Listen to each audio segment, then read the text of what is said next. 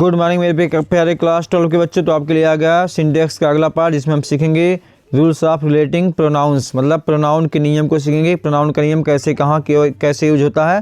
तो चलिए शुरू करते हैं पहले नियम की ओर। पहला नियम ये कह रहा कि किसी भी प्रोनाउन का पर्सन और नंबर तथा जो जेंडर होता है अपने पूर्ववर्ती नाउन के अनुसार ही आता है, मतलब पहले जो नाउन दिया रहेगा उसी के अनुसार प्रोनाउन आएगा। जैसे कह रहा कि every son should obey his parents. तो देखिए यहाँ सन आया है तो इस सन के अकॉर्डिंग ही प्रोनाउन यहाँ पे यूज होगा, ठीक है। All the boys must do their duties. तो यहाँ पे पहले नाउन आया बॉयज, तो बॉयज बहुवचन इसलिए यहाँ पे आया है देयर, यानी जो प्रोनाउन आएगा वह अपने पहले नाउन के अनुसार ही आएगा, ठीक है। दूसरा कह रहा कि जब दो सिंगुलर नाउन्स एंड से जुड़े हों और उनसे पहले ही या एवरी आया हो तो उसके बाद वर्ब और प्रोनाउन एक वचन सिंगुलर में होता है। अर्थात जो है जैसे कह रहा कि every boy and every teacher was busy in his work, मतलब यहाँ पे बॉय है और यहाँ टीचर है, नाउन है और इन दोनों के पहले एवरी आया है। इस कंडीशन में जो वर्ब होगा वह सिंगुलर होगा और जो नाउन होगा वह भी सिंगुलर होगा। जैसे कह रहा कि each book and each magazines was in its place. तो each book and each magazines के बाद देखिए जो वर्ब है वह वाज लगाया गया है, ठीक है। तो इसको याद रखिएगा, आपके एग्जाम में क्या कर देगा, यहाँ वर्क कर देगा, बहुवचन कर देगा, ठीक है। चलिए आगे बढ़ते हैं। जब दो या दो से अधिक सिंगुलर नाउन्स को आर आइदर आर या नाइदर आर से जोड़ें तो सिंगुलर प्रोनाउन का प्रयोग होता है। जैसे सीता और Rita was teaching her brother, ठीक है।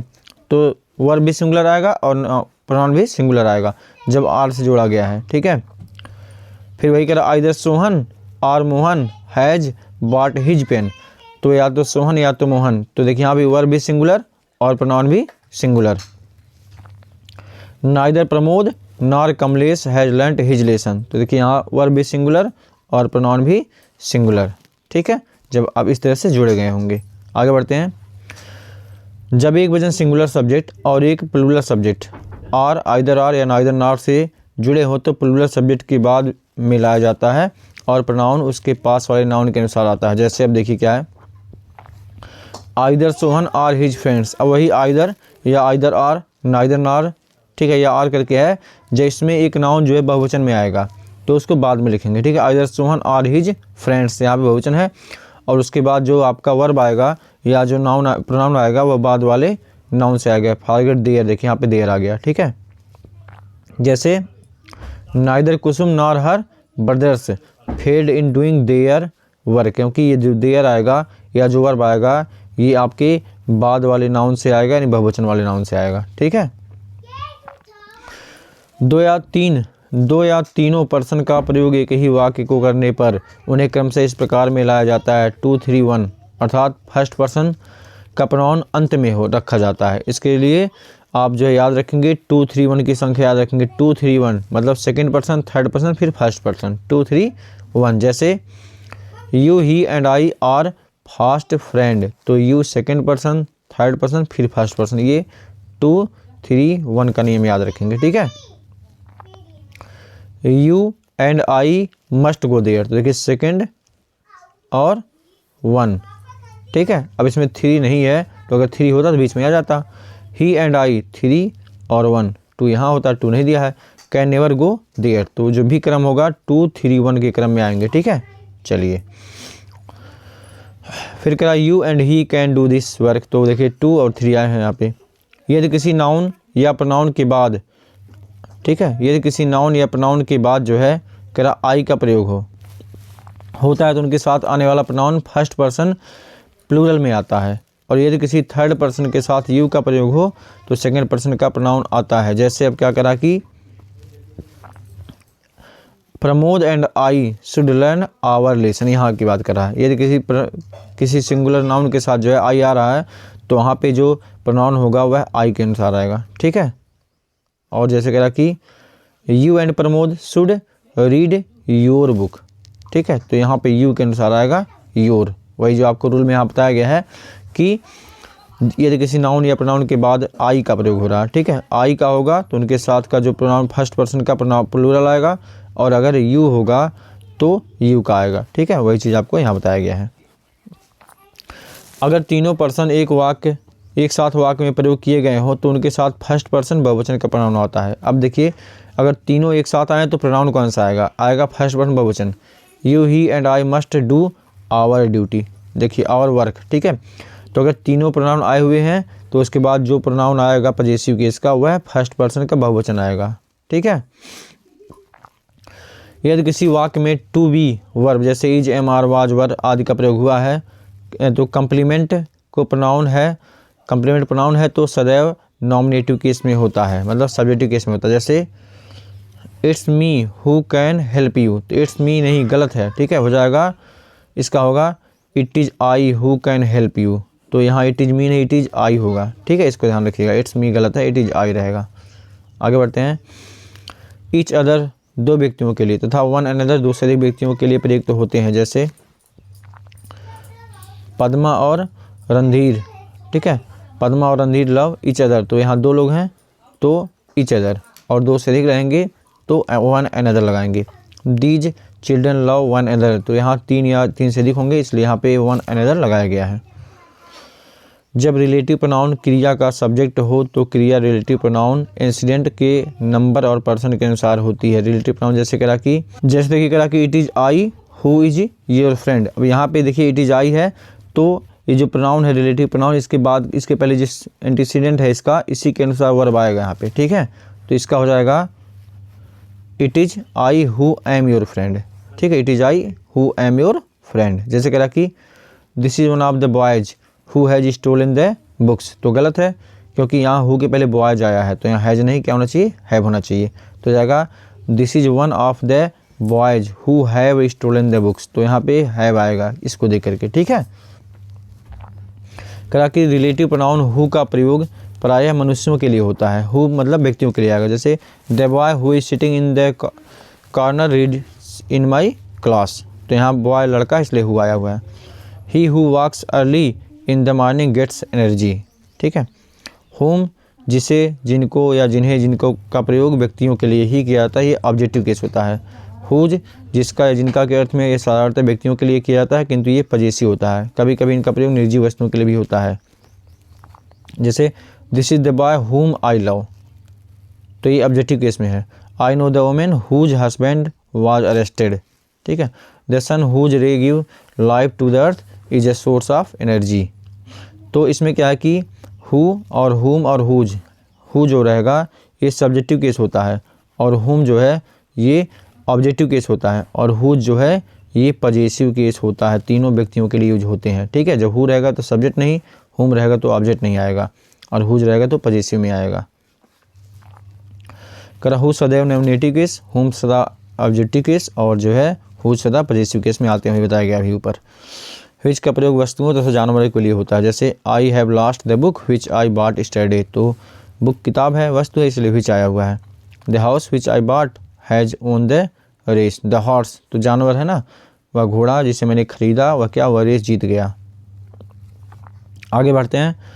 दैट का प्रयोग व्यक्तियों तथा वस्तुओं के लिए, दोनों के लिए होता है। ठीक है, uneasy lies the head that wears the crown, तो दैट का प्रयोग चाहे व्यक्ति हो चाहे वस्तु हो। The plane that landed a minute ago came from Mumbai. ठीक है, जब एंटीसीडेंट पूर्ववर्ती से पहले सेम या सच का प्रयोग हो तो उसके बाद साधारणतः रिलेटिव प्रोनाउन एज आता है। जैसे this is the same pen which I give you.